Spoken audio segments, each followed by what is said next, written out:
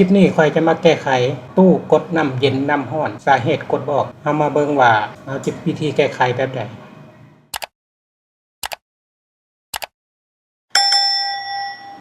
สาเหตุที่มันกดบอกเพราะแผ่นตัวนี้มันเสียหรือมันช็อตเกิดจากที่เจียมเข้าไปในแล้วไปเกาะเฮ็ดให้แผ่นมันช็อตแล้วมันบ่สามารถกระจัดส่งกระแสไฟ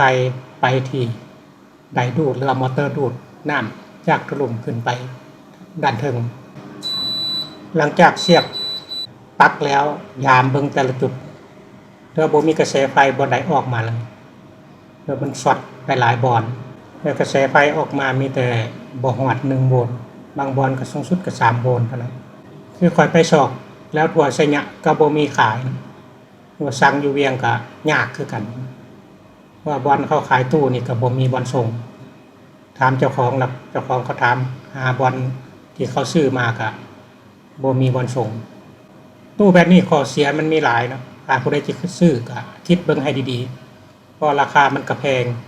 ข้อดีมันคือมันใช้สบายเนาะเอายกตู้เข้าอยู่หลุมแล้วก็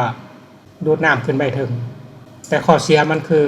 อะไรมันสอกหายากหรือว่ามีบอลซ่อมแปลงจะเอาแผ่นบอร์ดตัวนี้ไปซ่อมแปลงก็บ่คุ้มค่าเพราะมันช็อตตัวนึงมันอาจจะลามไปหลายๆบอร์ดระบบทำความเย็นระบบเฮ็ดให้มันเย็นมันก็เย็นบ่ได้ใจเพราะมันบ่มีบอลปรับคือตู้กดน้ำเย็นน้ำร้อนทั่วไป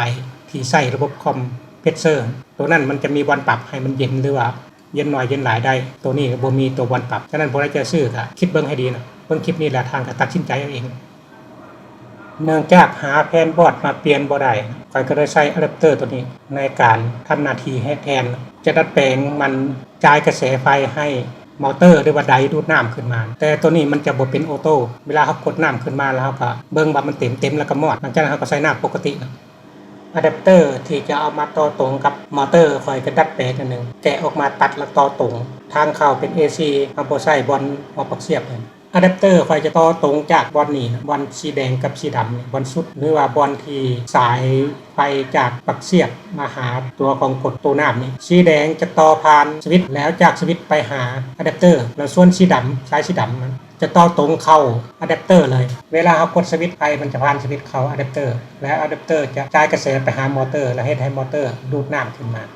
ส่วนทางออกต่อตรงเข้ากับไดของตู้เลยแล้วใช้สวิตช์เป็นตัวผ่านสวิตช์ค่อยจะเจาะใส่ทางหลังบอลนี่สำหรับเปิดปิดตัวมอเตอร์หลังจากสำเร็จเราก็เก็บสายเก็บหยังให้เรียบร้อย